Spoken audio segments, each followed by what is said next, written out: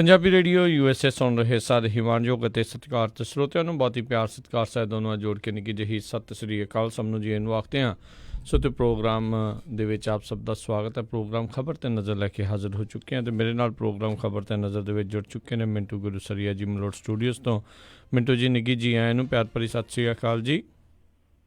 ਸ਼ੁਕਰੀਆ ਜੀ, ਸਾਰਿਆਂ ਨੂੰ ਸਤਿ ਸ਼੍ਰੀ ਅਕਾਲ ਜੀ। ਸਾਡੇ ਅੱਜ ਦੇ ਪ੍ਰੋਗਰਾਮ ਖਬਰ 'ਤੇ ਨਜ਼ਰ ਨੂੰ ਸਪਾਂਸਰ ਕਰਦੇ ਨੇ ਖਾਲਸਾ ਇੰਸ਼ੋਰੈਂਸ ਏਜੰਸੀ ਵਾਲੇ, ਜਿਨ੍ਹਾਂ ਦੇ ਕੋਲੋਂ ਤੁਸੀਂ ਹਰ ਇੱਕ ਤਰੀਕੇ ਦੀ ਇੰਸ਼ੋਰੈਂਸ ਕਰਵਾ ਸਕਦੇ ਹੋ। ਪੂਰੇ ਅਮਰੀਕਾ ਭਰ ਦੇ ਵਿੱਚ ਇੰਸ਼ੋਰੈਂਸ ਕਰਦੇ ਨੇ। ਇੰਸ਼ੋਰੈਂਸ ਬਾਰੇ ਪਤਾ ਕਰਨ ਲਈ ਕਾਲ ਕਰ ਸਕਦੇ ਹੋ ਨੰਬਰ 408-272-25 ਦੇ ਉੱਤੇ। ਇਸ ਦੇ ਨਾਲ ਕ੍ਰਿਸ਼ਨ ਧਨੋਤਾ ਯੂਨੀਵਰਸਿਟੀ ਤੋਂ, ਸਤਪਾਲ ਸਿੰਘ ਟ੍ਰੇਸੀ, ਜੱਸੀ ਗਿੱਲ ਪਲੰਬਿੰਗ ਵਾਲੇ Bakersfield, Major Singh Fresno, GN tire and lube ਵਾਲੇ, ਜਿਨ੍ਹਾਂ ਦੇ ਕੋਲੋਂ ਤੁਸੀਂ truck wash, oil change, air ਬ੍ਰੇਕਾਂ ਦਾ ਕੰਮ ਕਰਵਾ ਸਕਦੇ ਹੋ। ਨਵੇਂ ਪੁਰਾਣੇ ਟਾਇਰ ਵਾਜਿਬ ਕੀਮਤਾਂ ਦੇ ਉੱਤੇ ਖਰੀਦ ਸਕਦੇ ਹੋ। 2 ਲੋਕੇਸ਼ਨ ਨੇ, ਸੈਂਟਾਨੈਲਾ ਅਤੇ ਮਡੇਰਾ 'ਚ। ਹੋਰ ਜਾਣਕਾਰੀ ਲਈ ਕਾਲ ਨੇ ਮਸਹੋਤਾ 209-277-0113। ਨਾਲ ਹੀ Chicago pizza with the twist ਵਾਲੇ, ਜਿਨ੍ਹਾਂ ਦੇ ਕੋਲੋਂ ਤੁਸੀਂ ਹਰ ਤਰ੍ਹਾਂ ਦਾ veg, non veg, Indian style pizza ਜਿਹੜਾ ਹੈ ਉਹ ਤੁਸੀਂ ਆਰਡਰ ਕਰ ਸਕਦੇ ਹੋ। ਪੀਜ਼ਾ ਆਰਡਰ ਕਰਨ ਦੇ ਲਈ, ਲੋਕੇਸ਼ਨ ਦੀ ਜਾਣਕਾਰੀ ਲਈ ਇਹਨਾਂ ਦੀ ਵੈਬਸਾਈਟ ਵਿਜ਼ਿਟ ਕਰੋ chicagopizzatwist.com ਅਤੇ 15% ਡਿਸਕਾਊਂਟ ਦੇ ਲਈ ਕੂਪਨ ਕੋਡ 1313 ਇਸਤੇਮਾਲ ਕਰ ਸਕਦੇ ਹੋ। ਅਤੇ ਇਸ ਦੇ ਨਾਲ west coast truck driving school Fresno ਵਾਲੇ, ਜਿਹੜੇ ਕਿ ਤੁਹਾਨੂੰ ਟਰੱਕ ਦਾ ਲਾਇਸੈਂਸ ਦੀ ਬਹੁਤ ਹੀ ਵਧੀਆ ਸਿਖਲਾਈ ਦੇ ਕੇ ਘੱਟ ਸਮੇਂ 'ਚ ਲੈ ਕੇ ਦਿੰਦੇ ਨੇ। ਇਸ ਦੇ ਬਾਰੇ ਜਾਣਕਾਰੀ ਲਈ ਕਾਲ ਅਜੀਤ ਟਟਵਾਲ 559-374-4541 ਜਾਂ ਫਰਾਂਸਿਸਕੋ ਰਿਵੇਰਾ 559-800-0590। ਇਹਨਾਂ ਸਾਰਿਆਂ ਦਾ ਬਹੁਤ ਬਹੁਤ ਧੰਨਵਾਦ। ਜੇਕਰ ਤੁਸੀਂ ਜਾਂ ਕੋਈ ਹੋਰ ਕਾਰੋਬਾਰ ਇਸ ਪ੍ਰੋਗਰਾਮ ਨੂੰ ਸਪਾਂਸਰ ਕਰਨਾ ਚਾਹੁੰਦੇ ਹੋ, ਸੰਪਰਕ ਕਰੋ 408-722-7698 ਦੇ ਉੱਤੇ। ਮਿੰਟੂ ਜੀ, ਗੱਲਬਾਤ ਦਾ ਸਿਲਸਿਲਾ ਸ਼ੁਰੂ ਕਰਦੇ ਹਾਂ। ਐਮਾਜ਼ੋਨ ਦੇ ਉੱਤੇ ਕਹਿੰਦੇ ਸ਼੍ਰੀ ਦਰਬਾਰ ਸਾਹਿਬ ਜੀ ਦੀਆਂ ਤਸਵੀਰਾਂ ਦੀ ਹੋਈ ਬੇਅਦਬੀ, ਕਮੇਟੀ ਨੇ ਕਾਨੂੰਨੀ ਨੋਟਿਸ ਭੇਜਿਆ। ਇਹ ਆਨਲਾਈਨ ਸ਼ਾਪਿੰਗ ਵੈਬਸਾਈਟ ਹੈ ਜਿਹੜੀ ਐਮਾਜ਼ੋਨ, ਉਹਦੇ ਤੇ ਟਾਇਲਟ ਸੀਟਾਂ ਸੀਗੀਆਂ ਜਿਹੜੀਆਂ ਵਿਕਰੀ ਵਾਸਤੇ, ਉਹਦੇ ਤੇ ਇਹ ਚਿੱਤਰ ਜਿਹੜੇ ਆ ਉਹ ਘੇਰੇ ਗਏ ਸੀਗੇ। ਉਸ ਤੋਂ ਬਾਅਦ ਰੌਲਾ ਪੈ ਗਿਆ। ਦੱਸਦੇ ਆ ਕਿ ਨਾਲ ਦੀ ਨਾਲ ਐਮਾਜ਼ੋਨ ਵਾਲਿਆਂ ਨੇ ਉਹ ਜਿਹੜੀਆਂ ਵਿਕਰੀ ਵਾਸਤੇ ਟਾਇਲਟ ਸੀਟਾਂ ਸੀਗੀਆਂ ਉਹ ਹਟਾ ਵੀ ਦਿੱਤੀਆਂ ਆਪਣੀ ਵੈਬਸਾਈਟ ਤੋਂ। ਪਰ ਤਦ ਤੱਕ ਕਾਫੀ ਜ਼ਿਆਦਾ ਰੌਲਾ ਪੈ ਗਿਆ। ਹਾਲਾਂਕਿ ਆਪਾਂ ਨੂੰ ਪਤਾ ਹੀ ਆ ਕਿ ਜਿਹੜੇ ਨਿਰਮਾਤਾ ਕੰਪਨੀਆਂ ਹੁੰਦੀਆਂ ਉਹ ਹੋਰ ਹੁੰਦੀਆਂ ਨੇ, ਤਾਂ ਸੇਲਰ ਨੇ, ਪਰ ਬਹੁਤ ਹੱਦ ਤੱਕ ਜ਼ਿੰਮੇਵਾਰੀ ਇਹਨਾਂ ਦੀ ਸੀਗੀ। ਤਾਂ ਐਮਾਜ਼ੋਨ ਨੂੰ ਹੀ ਇਹਨਾਂ ਨੇ ਨੋਟਿਸ ਭੇਜ ਦਿੱਤਾ ਸ਼੍ਰੋਮਣੀ ਗੁਰਦੁਆਰਾ ਪ੍ਰਬੰਧਕ ਕਮੇਟੀ ਵਾਲਿਆਂ ਨੇ।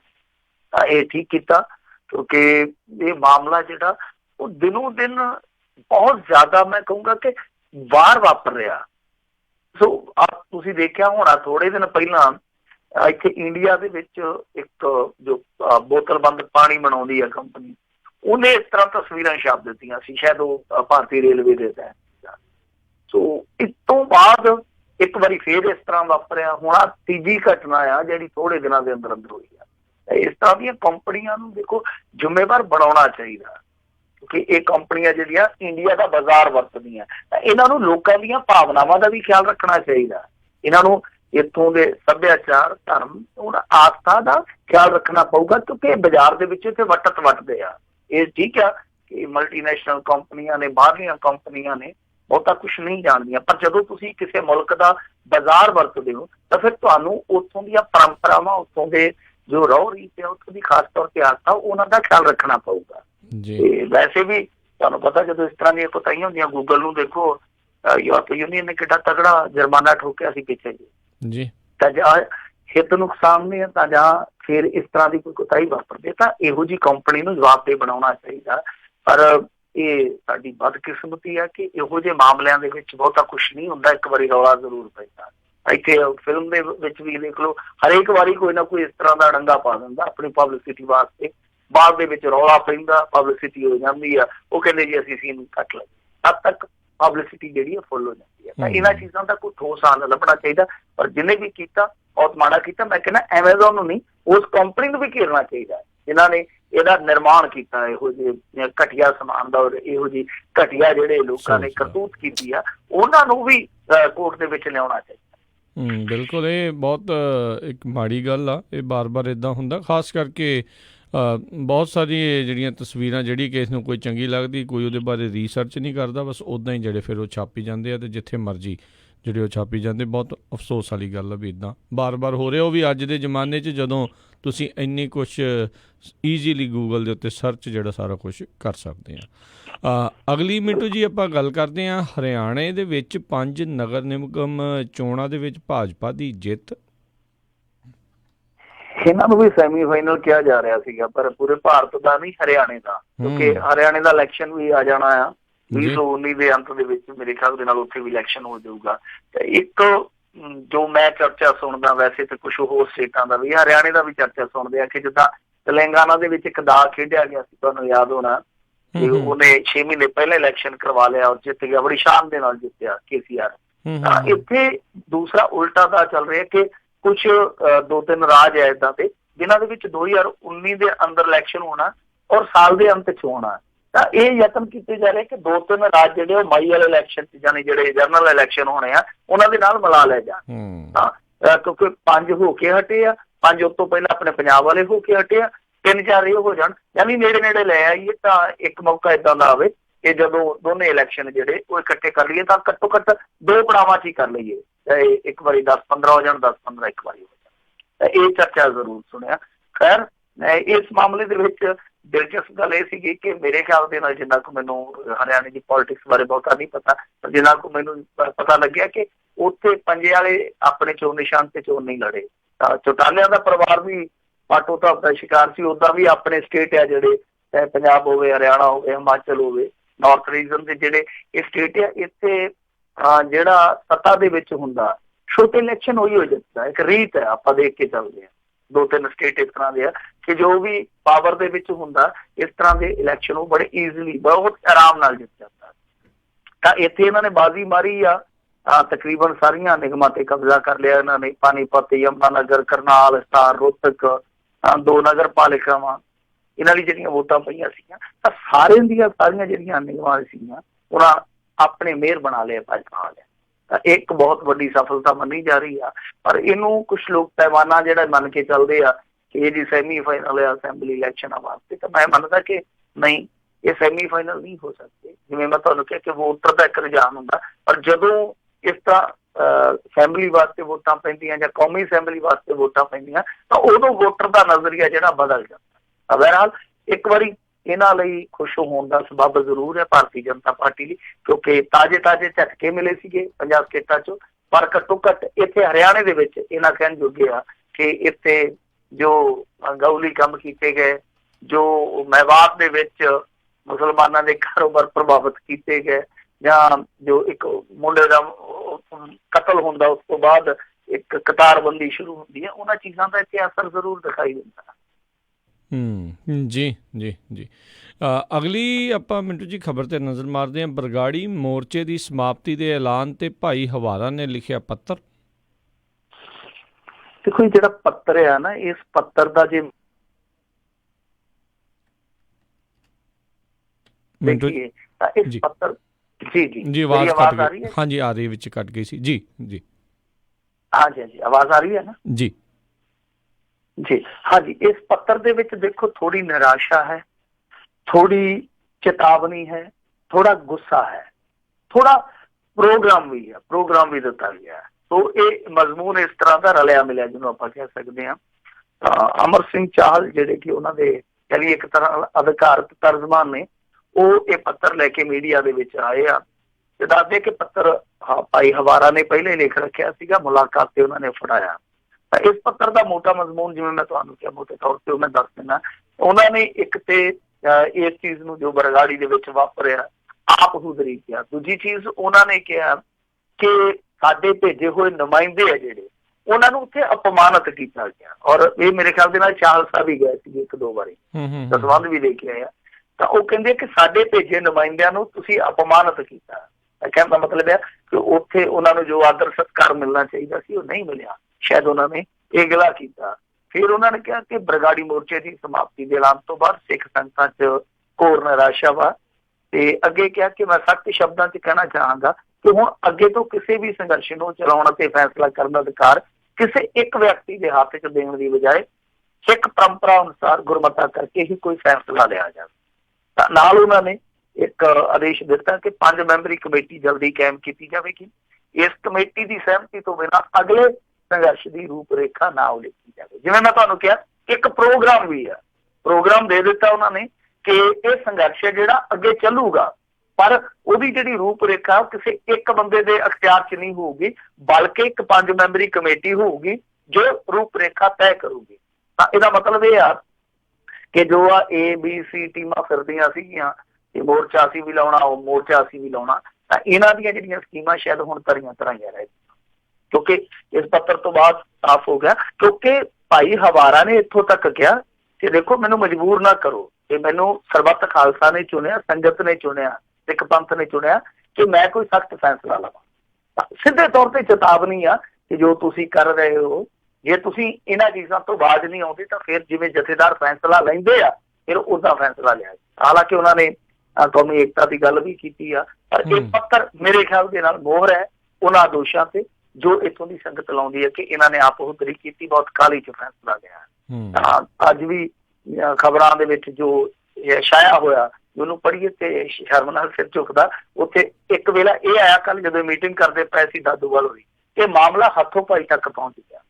ਤਾਂ ਜਿਹੜੇ ਹੱਥੋਂ ਪਾਈ ਹੋਈ ਜਾਂਦੇ, ਆਪੋ ਵਿੱਚ ਦੀ ਦਫੇੜ ਹੋਈ ਜਾਂਦੇ, ਇੱਕ ਦੂਜੇ ਤੇ ਚਿੱਕੜ ਸੁੱਟੀ ਜਾਂਦੇ ਆ, ਉਹ ਕੌਮ ਨੂੰ ਕੀ ਲੈ ਕੇ ਦੇਣਗੇ, ਸਭ ਤੋਂ ਵੱਡਾ ਸਵਾਲ ਹੈ। ਪਰ ਇਸ ਪੱਤਰ ਨੇ ਮੇਰੇ ਖਿਆਲ ਦੇ ਨਾਲ ਬਹੁਤ ਸਹੀ ਵਕਤ ਤੇ ਸਹੀ ਚੋਟ ਕੀਤੀ ਹੈ। ਹੁਣ ਅੱਗੇ ਦੇਖੋ ਹਾਲਾਤ ਕਿਸ ਤਰ੍ਹਾਂ ਦੇ ਹੁੰਦੇ ਆ। ਬਿਲਕੁਲ ਜੀ ਜੀ। ਅਗਲੀ ਜਿਹੜੀ ਮਿੰਟੂ ਜੀ ਗੱਲ ਕਰਦੇ, ਕਹਿੰਦੇ ਸ਼੍ਰੋਮਣੀ ਕਮੇਟੀ ਕਰੇਗੀ ਹੁਣ ਫੂਲਕਾ ਸਣੇ ਵਕੀਲਾਂ ਤੇ ਗਵਾਹਾਂ ਦਾ ਸਨਮਾਨ। ਕੋਈ ਚੰਗੀ ਗੱਲ ਆ ਔਰ ਸਨਮਾਨ ਕਰਨਾ ਚਾਹੀਦਾ। ਮੇਰੇ ਖਿਆਲ ਦੇ ਨਾਲ ਉਹ ਜਿਹੜੇ ਪੀੜਤ ਆ, ਜਿਨ੍ਹਾਂ ਨੇ ਨਾ ਸਿਰਫ ਆਪਣੇ ਪਿਆਰੇ ਆਪਣੇ ਅਜ਼ੀਜ਼ ਦਵਾਏ ਬਲਕਿ ਦਰ ਬਦਰ ਹੋਏ ਇਨਸਾਫ ਵਾਸਤੇ, ਉਹਨਾਂ ਦਾ ਵੀ ਸਨਮਾਨ ਕਰਨਾ ਚਾਹੀਦਾ। ਸਾਰਿਆਂ ਨੂੰ ਹੌਸਲਾ ਵੱਜੂਗਾ।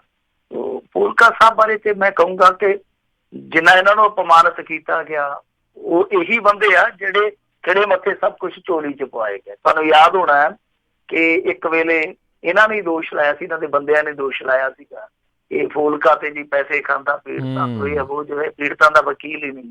ਪਰ ਦੇਖੋ ਅੱਜ ਦੀ ਘੜੀ ਫੂਲਕਾ ਦੀ ਜਿਹੜੀ ਚੜ੍ਹਾਈ ਆ ਉਹ ਕਿੱਥੇ ਪਹੁੰਚ ਗਈ ਕਿ ਪੀੜਤ ਕਹਿੰਦੇ ਆ ਕਿ ਜਿਸ ਤਰ੍ਹਾਂ ਫੂਲਕਾ ਨੇ ਕੇਸ ਲੜਿਆ, ਉਹ ਸਾਨੂੰ ਲੱਗਦਾ ਸੀ ਕਿ ਉਹ ਪੀੜਤ ਆ, ਏਦਾਂ ਲੱਗੇ ਹੀ ਨਹੀਂ ਕੋਈ ਵਕੀਲ ਆ। ਤਾਂ ਮੇਰੇ ਖਿਆਲ ਦੇ ਨਾਲ ਇੱਕ ਵਕੀਲ ਹੀ ਨਹੀਂ, ਇੱਕ ਇਨਸਾਨ ਦੇ ਤੌਰ ਤੇ ਦੇਖੀਏ ਤੇ ਬਹੁਤ ਵੱਡੀ ਕਮਾਈ ਆ ਜੇ ਕਿਸੇ ਬੰਦੇ ਨੂੰ ਕੋਈ ਪੀੜ ਤੇ ਗੱਲ ਕਹਿੰਦਾ ਕਿ ਇਹ ਬਾਏ ਪ੍ਰੋਫੈਸ਼ਨ ਜੋ ਇਹ ਕੰਮ ਕਰਦਾ, ਤਾਂ ਇਹਨੇ ਇਸ ਤਰ੍ਹਾਂ ਕੀਤਾ, ਏਦਾਂ ਲੱਗਦਾ ਸੀਗਾ ਕਿ ਪੀੜਤ ਖੁਦ ਹੋਵੇ। ਇਹ ਬਹੁਤ ਵੱਡੀ ਅਚੀਵਮੈਂਟ ਆ, ਸਾਰੇ ਪੁਰਸਕਾਰਾਂ ਤੋਂ ਇਹ ਵੱਡੀ ਆ। ਖੈਰ ਗੁਰਦੁਆਰਾ ਪ੍ਰਬੰਧਕ ਕਮੇਟੀ ਨੇ ਇਸ ਇਤਿਹਾਸਕ ਫੈਸਲੇ ਦਾ ਸਵਾਗਤ ਕਰਦੇ ਹਾਂ। ਲੰਬੀ ਲੜਾਈ ਲੜਨ ਵਾਲੇ ਜਿਹੜੇ ਗਵਾਹ ਆ, ਵਕੀਲ ਆ, ਉਹਨਾਂ ਦਾ ਸਨਮਾਨ ਕਰਨ ਦਾ ਫੈਸਲਾ ਕੀਤਾ ਤਾਂ ਠੀਕ ਆ, ਬਹੁਤ ਵਧੀਆ। ਇਸ ਦਾ ਸਵਾਲ ਕਰਨਾ ਚਾਹੀਦਾ ਇਸ ਪਹਿਲ ਕਦਮੀ ਦਾ। ਪਰ ਨਾਲ ਇੱਕ ਚੀਜ਼ ਜਿਹੜੀ ਆ ਉਹ ਵੀ ਯਾਦ ਰੱਖਣੀ ਚਾਹੀਦੀ ਆ ਕਿ ਆ ਥੋੜੇ ਦਿਨ ਪਹਿਲਾਂ ਇੱਥੇ ਸਪੋਕਸਮੈਨ ਦੇ ਜਿਹੜਾ ਵੈਬ ਪੋਰਟਲ ਆ, ਵੈਬ ਪੋਰਟਲ ਤੇ ਇੱਕ ਇੰਟਰਵਿਊ ਸੀਗੀ ਬੀਬੀ ਸਰਜੀਤ ਕੌਰ ਦੀ, ਉਹ ਪੀੜਤਾ ਜੀ। ਉਸ ਬੀਬੀ ਨੇ ਗੱਲ ਕਹੀ ਸੀਗੀ ਕਿ ਅਸੀਂ ਉੱਜੜ ਕੇ ਇੱਥੇ ਆਏ ਜਦੋਂ ਚੰਡੀਗੜ੍ਹ ਦੇ ਵਿੱਚ, ਤੇ ਸਾਨੂੰ ਹੈਲਪ ਦੀ ਜ਼ਰੂਰਤ ਸੀ। ਅਸੀਂ ਚਿੱਠੀਆਂ ਲਿਖੀਆਂ ਕਮੇਟੀ ਨੂੰ, ਕਿਸੇ ਨੇ ਸਾਨੂੰ 500 ਰੁਪਇਆ ਤੱਕ ਨਹੀਂ ਦਿੱਤਾ।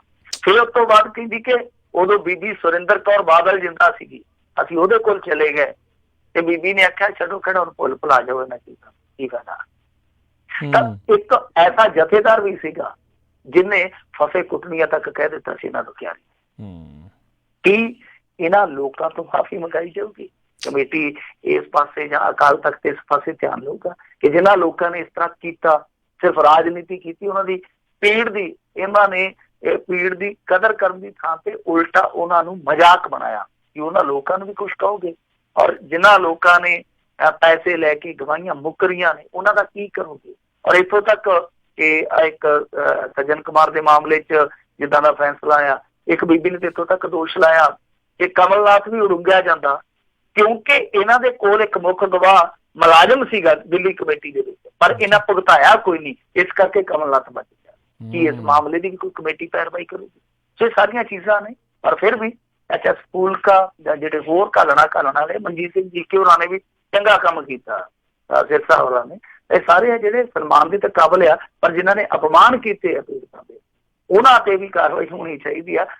ਇੱਕ ਪੀੜਤ ਨੂੰ ਤੇ ਕੱਲ ਸਰਨੇ ਨੇ ਗਾਲਾਂ ਹੀ ਕੱਢ ਦਿੱਤੀਆਂ, ਉਹ ਔਨ ਰਿਕਾਰਡ ਹੈ ਸਾਰਾ ਕੁਛ।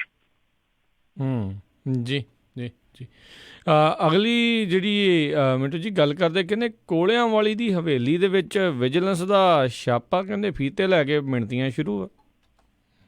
ਇਹਨਾਂ ਨੇ ਤੇ ਬਾਦਲਾਂ ਦੀ ਕੌਲੀਆਂ ਕੜਛੀਆਂ ਵੀ ਜਿਹੜੀਆਂ ਸੀਗੀਆਂ, ਤੁਹਾਨੂੰ ਯਾਦ ਹੋਣਾ, ਤੇ ਇੱਟਾਂ ਤੱਕ ਸਾਡੇ ਇਲਾਕੇ ਦੇ ਵਿੱਚ ਧੁੰਮ ਗਿਆ। ਕਹਿੰਦੇ ਜੀ ਹੁਣ ਇਹਨਾਂ ਦੀ ਕੋਠੀ ਡੇਗ ਦੇਣੀ, ਇਹਨਾਂ ਦਾ ਘਰ ਡੇਗ ਦੇਣਾ, ਇਹਨਾਂ ਦੀਆਂ ਮੱਝਾਂ ਖੋਲ ਕੇ ਲੈ ਜਾਣਗੇ।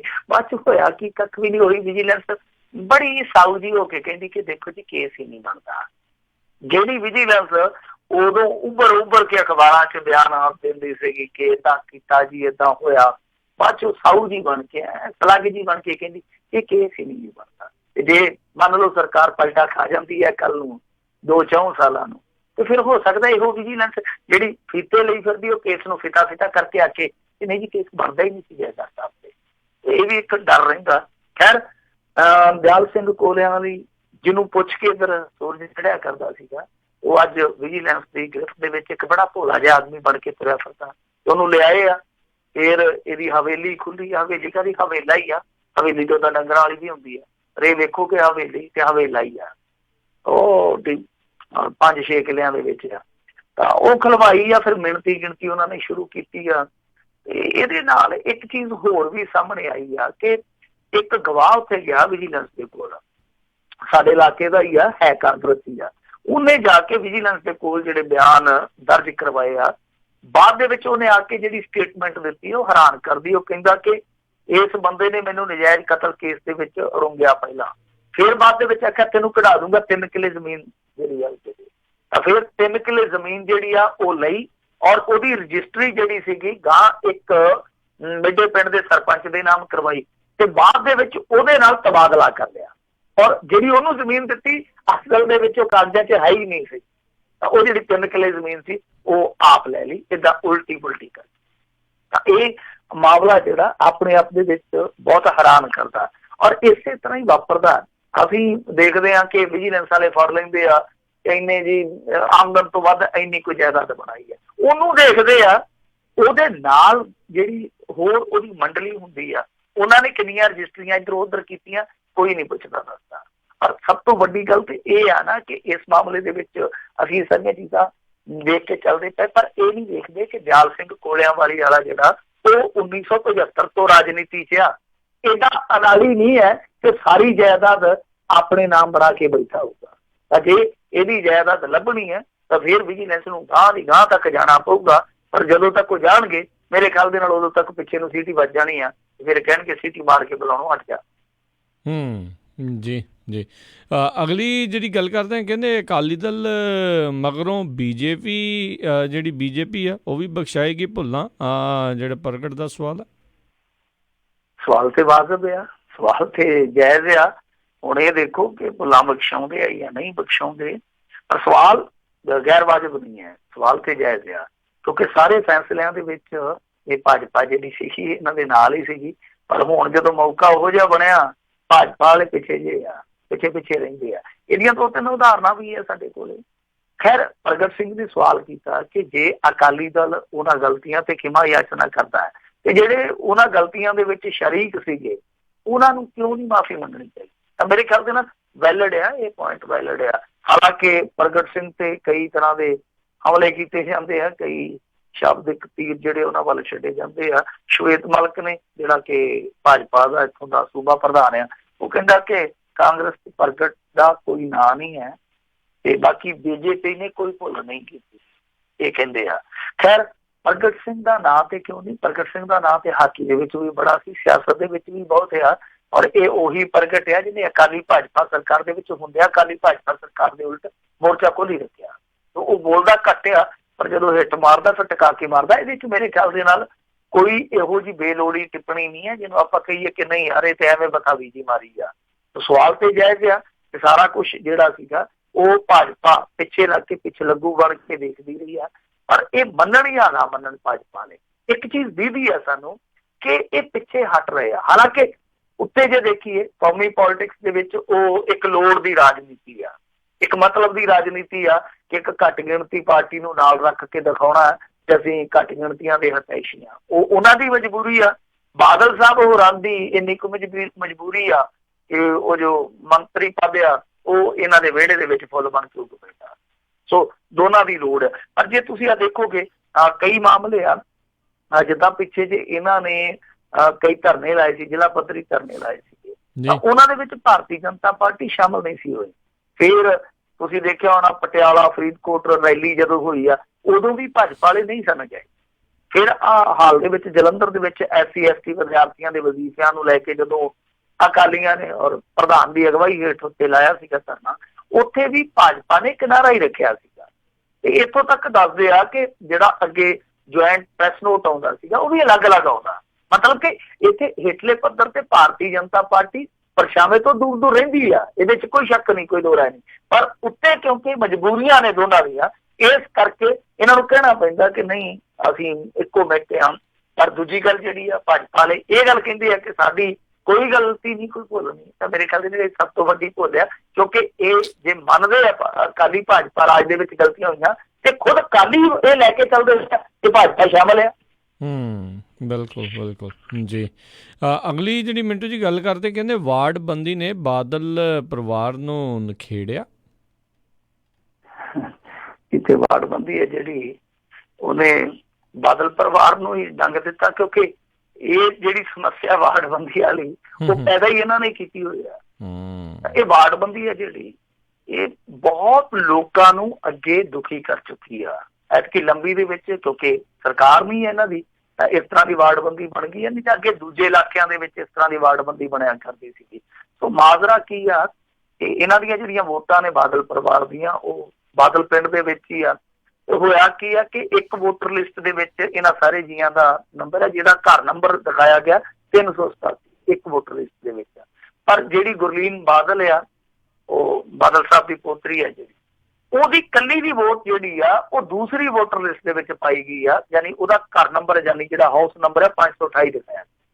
ਤਾਂ ਇਹ ਕਿੱਦਾਂ ਹੋ ਸਕਦਾ ਹੈ? ਕਿਉਂਕਿ ਜਿਹੜੀ ਗੁਰਲੀਨ ਕੌਰ ਬਾਦਲ ਆ ਉਹ ਵਿਆਹੀ ਨਹੀਂ ਹੈ, ਵਾਰੀ ਹੈ ਕੁੜੀ, ਤਾਂ ਉਹ ਇਸੇ ਘਰ ਦੇ ਵਿੱਚ ਹੀ ਰਹਿੰਦੀ ਹੈ। ਕੋਈ ਇਹੋ ਜਿਹੀ ਨੌਬਤ ਨਹੀਂ ਹੈਗੀ ਕਿ ਉਹਦੀ ਵੱਖਰੇ ਤੌਰ ਤੇ ਵੋਟ ਬਣਾਈ ਜਾਵੇ। ਹੁਣ ਮਸਲਾ ਕੀ ਹੈ ਕਿ ਜਿਹੜਾ ਉੱਥੋਂ ਦਾ ਪੰਚਾਇਤ ਸੈਕਟਰੀ ਆ ਉਸ ਇਲਾਕੇ ਦਾ, ਉਹ ਕਹਿੰਦਾ ਜੀ ਕਿ ਜਦੋਂ ਤੈਅ ਮਾਤਰਾ 'ਚ ਵੋਟਾਂ ਪੂਰੀਆਂ ਹੋ ਜਾਂਦੀਆਂ, ਜਿਹੜੀਆਂ ਵੱਧ ਜਾਂਦੀਆਂ, ਉਹਨਾਂ ਨੂੰ ਦੂਜੇ ਵਾਰਡ 'ਚ ਪਾ ਦਈਦਾ। ਪਰ ਇਹ ਫਾਰਮੂਲਾ ਅੱਗੇ ਲਾਗੂ ਨਹੀਂ ਸੀ ਹੁੰਦਾ ਬਾਦਲ ਪਿੰਡ ਤੇ, ਹੁਣ ਲਾਗੂ ਹੋਣ ਲੱਗਾ। ਤੇ ਵਾਰਡਬੰਦੀ ਦਾ ਸੇਕ ਜ਼ਰੂਰ ਲੱਗਾ। ਉਹ ਤਾਂ ਕਈ ਪਿੰਡਾਂ 'ਚ ਇੱਥੇ ਲੰਬੀ 'ਚ ਹੋਇਆ, ਇਸ ਤਰ੍ਹਾਂ ਅੱਗੇ ਨਹੀਂ ਸੀ ਹੁੰਦਾ। ਸਰਕਾਰਾਂ ਬਦਲੀਆਂ ਨੇ, ਸਰਕਾਰਾਂ ਬਦਲਿਆ ਬਹੁਤ ਕੁਛ ਬਦਲ ਜਾਂਦਾ ਹੈ। ਇੱਥੇ ਇੱਕ ਲਾਗੇ ਪਿੰਡ ਆ ਸਹਿਣਾ ਖੇੜਾ, ਤੇ ਸਹਿਣਾ ਖੇੜਾ ਪਿੰਡ ਦੇ ਵਿੱਚ ਇਹ ਹੋਇਆ ਕਿ 4 ਜੀ ਆ ਟੱਬਰ ਦੇ, 2 ਮੁੰਡੇ ਆ 2 ਆਪ ਦੀ ਆ, ਤੇ 2 ਮੁੰਡੇ ਆ ਜਿਹੜੇ ਉਹਨਾਂ ਦੀ ਵੋਟ ਜਿਹੜੀ ਉਹ ਕਿਸੇ ਹੋਰ ਵਾਰਡ ਦੇ ਵਿੱਚ ਪਾ ਦਿੱਤੀ ਗਈ ਆ, ਤੇ ਦੋਨਾਂ ਜੀਆਂ ਦੀ ਵੋਟ ਕਿਸੇ ਹੋਰ ਵਾਰਡ ਦੇ ਵਿੱਚ ਪਾ ਦਿੱਤੀ। ਹੁਣ ਤੁਸੀਂ ਆਪ ਹੀ ਅੰਦਾਜ਼ਾ ਲਾ ਲਓ ਕਿ ਇੱਕੋ ਚੁੱਲ੍ਹਾ ਹੋ ਸਕਦਾ ਕਿ ਮਕਾਨ ਵੀ ਸਾਂਝਾ ਹੋਵੇ, 4 ਜੀਆਂ ਦਾ ਟੱਬਰ ਆ ਔਰ 4 ਜੀ ਜਿਹੜੇ ਆ 2 ਵਾਰਡਾਂ ਦੇ ਵਿੱਚ ਬਣ ਗਏ। ਸੋ ਐਸੀ ਵਾਰਡ ਬੰਦੀ ਆ ਇੱਥੇ। ਤੇ ਕਮਾਲ ਦਾ ਸਿਸਟਮ ਚੱਲਦਾ ਪਿਆ। ਮੁਕਤਸਰ ਜ਼ਿਲ੍ਹੇ ਦੇ ਵਿੱਚ ਇੱਕ ਇਸ ਤਰ੍ਹਾਂ ਦੀ ਪੰਚਾਇਤ ਵੀ ਨਿਕਲੀ ਜਿੱਥੇ 500 ਤੇ ਕੁਛ ਵੋਟਾਂ ਨੇ, ਸਾਰੀਆਂ ਜਨਰਲ ਵੋਟਾਂ ਨੇ, ਤੇ ਪਿੰਡ ਜਿਹੜਾ ਉਹ SC ਲਈ ਰਿਜ਼ਰਵ ਕਰ ਦਿੱਤਾ। ਇਹ ਸਾਰਾ ਕੁਛ ਹੈ ਜਿਹੜਾ ਉਹ ਬੜਾ ਅਜੀਬੋ-ਗਰੀਬ ਜਿਹਾ ਹੁੰਦਾ। ਪਰ ਵਾਰਡਬੰਦੀ ਦਾ ਜਿਹੜਾ ਸੇਕ ਬਾਦਲ ਪਰਿਵਾਰ ਨੂੰ ਲੱਗਾ, ਇਹਨਾਂ ਨੂੰ ਚੇਤਾ ਜ਼ਰੂਰ ਆਊਗਾ ਕਿ ਜਦੋਂ ਲੋਕ ਕਲਪਦੇ ਕਿ ਸਾਡੇ ਜੀਆਂ ਦਾ ਹੀ ਨਖੇੜਾ ਕਰ ਦਿੱਤਾ ਦੂਜਿਆਂ ਨੇ, ਤਾਂ ਉਦੋਂ ਇਹ ਇਹਨਾਂ ਚੀਜ਼ਾਂ ਵੱਲ ਤਵੱਜੋ ਨਹੀਂ ਦਿੰਦੇ। ਪਰ ਘੱਟੋ ਘੱਟ ਹੁਣ ਪਤਾ ਤਾਂ ਲੱਗੂਗਾ ਕਿ ਇਸ ਸਿਸਟਮ ਦੇ ਵਿੱਚ ਪਰਿਵਾਰ ਜਿਹੜੇ ਆ ਉਹ ਏਦਾਂ ਵੀ ਪ੍ਰਭਾਵਿਤ ਹੋ ਜਾਂਦੇ ਆ। ਜੀ ਜੀ ਜੀ। ਅਗਲੀ ਜਿਹੜੀ ਜਾਂਦੇ ਜਾਂਦੇ ਮਿੰਟੂ ਜੀ ਨਜ਼ਰ ਮਾਰਦੇ ਖਬਰ ਤੇ, ਭਗੌੜੇ BDO ਨੇ ਪੰਚਾਇਤ ਮੰਤਰੀ ਦੇ ਇਲਾਕੇ 'ਚ ਸ਼ਰਨ ਲਈ। ਇਹ ਤਾਂ ਉਦਾਂ ਦਾ ਕੰਮ ਆ ਨਾ ਕਿ ਜਿਹੜਾ ਬੱਚਾ ਬਹੁਤਾ ਹੀ ਜ਼ਿਆਦਾ ਸ਼ਰਾਰਤੀ ਹੋਵੇ ਤੇ ਮਾਸਟਰ ਕਹਿ ਦਿੰਦਾ ਇੱਧਰ ਆਓ ਇਹ ਕੁਰਸੀ ਦੇ ਕੋਲ ਬਹਿ ਜਾ, ਉਹਨੂੰ ਡੈਸਕ ਸੱਦ ਕੇ ਕਹਿ ਦਿੰਦਾ ਕਿ ਇੱਥੇ ਬਹਿ ਜਾ ਮੇਰੇ ਕੋਲ, ਵੀ ਸ਼ਰਾਰਤ ਨਹੀਂ ਕਰੂਗਾ। ਹੋ ਸਕਦਾ ਕੋਈ ਇਹ ਫਾਰਮੂਲਾ ਵੀ ਕੱਢਿਆ ਹੋਵੇ ਕਿ ਜਿਹੜੇ ਬਹੁਤ ਹੀ ਇਸ ਤਰ੍ਹਾਂ ਦੇ ਬਹੁਤ ਹੀ ਸਲਾਗੇ ਆ ਉਹਨਾਂ ਨੂੰ ਮੰਤਰੀਆਂ ਦੇ ਹਲਕਿਆਂ 'ਚ ਲਾ ਦਿਓ, ਆਪੇ ਨਿਗਰਾਨੀ ਹੇਠ ਰਹਿਣਗੇ, ਘੱਟ ਕਰੂਗੇ ਕਰਨੋਂ ਤੇ ਚਲੋ ਠੁੰਗ ਮਾਰੋ ਤੇ ਹਟਦੇ ਨਹੀਂ ਏਦਾਂ ਦੇ ਬੰਦੇ। ਖੈਰ ਇਹ ਮਾਮਲਾ ਜਿਹੜਾ ਆਪਣੇ ਆਪ ਦੇ ਵਿੱਚ ਹੈ ਬੜਾ ਅਜੀਬੋ-ਗਰੀਬ ਜਿਹਾ। ਮੇਰੇ ਖਿਆਲ ਦੇ ਨਾਲ ਜੇ ਮੈਂ ਭੁੱਲਦਾ ਨਹੀਂ ਕਿ 20 ਦੀ ਗੱਲ ਆ, NH 71 NH 71 ਵਾਸਤੇ ਨਾ ਰਕਮ ਆਈ ਸੀਗੀ ਕੇਂਦਰ ਤੋਂ, ਨੈਸ਼ਨਲ ਹਾਈਵੇ ਵਾਸਤੇ ਜਿਹੜੀ ਜ਼ਮੀਨ ਐਕਵਾਇਰ ਕਰਦੇ ਉਹਦੇ ਲਈ।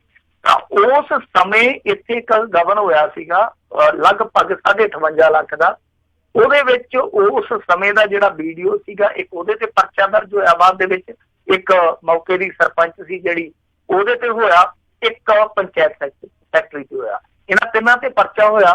ਤਿੰਨਾਂ ਦੇ ਵਿੱਚੋਂ ਦੋ ਜਿਹੜੇ ਸੀਗੇ, ਇੱਕ ਸਰਪੰਚ ਨਹੀਂ ਤੇ ਵੀਡੀਓ ਸਾਹਿਬ, ਉਹ ਚਲੇ ਗਏ ਹਾਈ ਕੋਰਟ। ਹਾਈ ਕੋਰਟ ਨੇ ਉਹਨਾਂ ਦੀ ਬੇਲ ਐਪਲੀਕੇਸ਼ਨ ਰੱਦ ਕਰ ਦਿੱਤੀ ਸੀਗੀ। ਤਾਂ ਇਸ ਸਮੇਂ ਉਹ ਜਿਹੜਾ ਵੀਡੀਓ ਆ ਉਹ ਕਾਗਜ਼ਾਂ ਦੇ ਵਿੱਚ ਤੇ ਭਗੌੜਾ, ਤੇ ਜਾ ਕੇ ਉਹਨੇ ਜੁਆਇਨ ਕਰ ਲਿਆ ਪੰਚਾਇਤ ਮੰਤਰੀ ਤਰਜਿੰਦਰ ਸਿੰਘ ਬਾਜਵਾ ਦੇ ਹਲਕੇ 'ਚ। ਹੁਣ ਜਿਹੜੀ ਪੁਲਿਸ ਆ ਉਧਰ ਜਾਂਦੀ ਨਹੀਂ ਪਈ। ਤਾਂ ਹੁਣ ਜਦੋਂ ਖਬਰਾਂ ਲੱਗੀਆਂ, ਹੁਣ ਪੁਲਿਸ ਵਾਲੇ ਕਹਿੰਦੇ ਕਿ ਜਾਵਾਂਗੇ ਆਪਾਂ। ਪਰ ਇਹ ਆਪਣੇ ਆਪ ਦੇ ਵਿੱਚ ਵੇਖ ਲਓ ਕਿ ਕਿੱਡਾ ਸੰਗੀਨ ਮਾਮਲਾ, ਕਿੱਡਾ ਸੰਗੀਨ ਮਾਜਰਾ। ਔਰ ਇਹ ਜਿਹੜੀ ਗੱਲ ਆ ਅੱਜ ਅਖਬਾਰਾਂ 'ਚ ਆਈ ਆ, 4-5 ਦਿਨ ਪਹਿਲਾਂ ਹੀ ਚਰਚਾ ਦਾ ਵਿਸ਼ਾ ਬਣ ਚੁੱਕੀ। ਔਰ ਦੱਸਦੇ ਕਿ ਤਰਜਿੰਦਰ ਸਿੰਘ ਬਾਜਵਾ ਨੂੰ ਇਹਨਾਂ ਚੀਜ਼ਾਂ ਦਾ ਪਤਾ, ਤਾਂ ਕਿਉਂ ਉੱਥੇ ਇੱਕ ਐਸੇ ਅਫਸਰ ਨੂੰ ਲਾਇਆ ਗਿਆ ਜਿਹੜਾ ਖੁਦ ਕਾਗਜ਼ਾਂ ਦੇ ਵਿੱਚ ਭਗੌੜਾ ਵਾ। ਇਹ ਆਪਣੇ ਆਪ ਦੇ ਵਿੱਚ ਹੈਰਾਨ ਕਰਦਾ। ਦੇਖਣਾ ਹੋਏਗਾ ਕਿ ਕੀ ਇਹਦੀ ਗ੍ਰਿਫਤਾਰੀ ਹੁੰਦੀ ਹੈ ਜਾਂ ਇਹਨੂੰ ਵਕਫਾ ਦਿੱਤਾ ਜਾਂਦਾ, ਸਮਾਂ ਦਿੱਤਾ ਜਾਂਦਾ, ਇਹ ਆਪਣਾ ਬਚਾਅ ਕਰ ਲਵੇ। ਪਰ ਉਹ ਜਿਵੇਂ ਆਖਿਆ ਸੀਗਾ ਨਾ ਨੇ ਰਾਹਤ ਇੰਦੌਰੀ ਨੇ ਕਿ ਕਿਰਦਾਰ ਨਏ ਆਤੇ ਗਏ, ਨਾਟਕ ਪੁਰਾਣਾ ਚੱਲ ਰਹਾ ਹੈ। तो नाटक पुराना ही चलन दिया, किरदार बदल गया। आही सारा कुछ है जिहड़ा पिछली सरकार से चलदा हुंदा हैगा। एक डीसी सीगा जिहड़ा वो एक बहुत वड्डे गबन दे मामले च अंदर चले गया, फिर चलान किद्दां लेट होया, बाद दे विच उहनूं किद्दां पोस्टिंग दित्ती गई। सारियां चीज़ां जिहड़ियां ने वो किरदार बदल के फिर दोहराईयां जांदियां। तां इह दोहरा जिहड़ा बंद होना चाहिए। चाहे कोई भी अफसर है, जे एडा वड्डा गबन करके ਉਹਦੇ ਤੇ ਕੋਈ ਕਾਰਵਾਈ ਨਹੀਂ ਹੁੰਦੀ ਤਾਂ ਇਹਦਾ ਸਿੱਧਾ ਮਤਲਬ ਹੈ ਕਿ ਦੂਜਿਆਂ ਨੂੰ ਤੁਸੀਂ ਹੱਲਾਸ਼ੇਰੀ ਦਿੰਦੇ ਹੋ ਕਿ ਤੁਸੀਂ ਵੀ ਚੱਕ ਦਿਓ ਫੱਟੇ, ਕੱਖ ਨਹੀਂ ਹੁੰਦਾ ਇਸ ਮੁਲਕ 'ਚ। ਜੀ ਜੀ, ਬਹੁਤ ਬਹੁਤ ਮਿੰਟੂ ਜੀ ਤੁਹਾਡਾ ਧੰਨਵਾਦ, ਤੁਸੀਂ ਸਾਡੇ ਨਾਲ ਜੁੜੇ, ਇਹਨਾਂ ਖਬਰਾਂ ਦੇ ਬਾਰੇ ਤੁਸੀਂ ਸਾਨੂੰ ਜਾਣਕਾਰੀ ਦਿੱਤੀਆਂ। ਅਗਲੀ ਵਾਰ ਤੱਕ ਲਈ ਬੜੀ ਮਿਹਰਬਾਨੀ, ਪਿਆਰ ਭਰੀ ਸਤਿ ਸ਼੍ਰੀ ਅਕਾਲ ਜੀ। ਜੀ ਸ਼ੁਕਰੀਆ ਜੀ। ਤੇ ਸੋ ਇੱਥੇ ਸਾਡਾ ਅੱਜ ਦਾ ਪ੍ਰੋਗਰਾਮ ਉਹ ਹੁਣ ਸਮਾਪਤ ਆ। ਮਿਲਾਂਗੇ ਅਗਲੀ ਵਾਰ, ਉਸ ਤੋਂ ਬਾਅਦ ਦੇ ਵਿੱਚ ਮਿਲਦੇ ਹਾਂ ਜੀ। ਇਸ ਤੋਂ ਬਾਅਦ 'ਚ ਖਬਰਾਂ ਲੈ ਕੇ ਜਿਹੜੀਆਂ ਅਮਰੀਕਾ ਦੀਆਂ, ਅਪਡੇਟ ਅਮਰੀਕਾ ਦੇ ਵਿੱਚ। ਸਭ ਨੂੰ ਪਿਆਰ ਭਰੀ ਨਿੱਘੀ ਸਤਿ ਸ਼੍ਰੀ ਅਕਾਲ। ਜਿਉਂਦੇ ਵਾਸਤੇ ਰਹੋ, ਹੱਸਦੇ ਖੇਡਦੇ ਰਹੋ, ਸੁਣਦੇ ਰਹੋ ਪੰਜਾਬੀ ਰੇਡੀਓ USA।